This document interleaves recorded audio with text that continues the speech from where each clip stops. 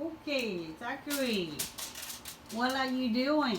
Well, I'm making a hobo meal for my cooking merit badge requirement 6.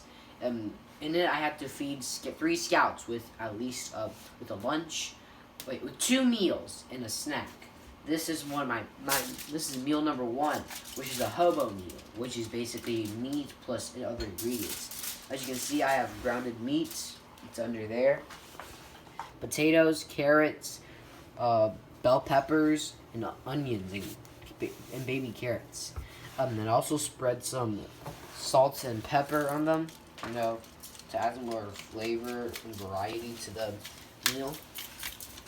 And this is my 3rd hobo meal made. Okay. All I have to do is put them next to the fire, and we can eat them tomorrow. These are the other hobo meals I prepared. Whoa.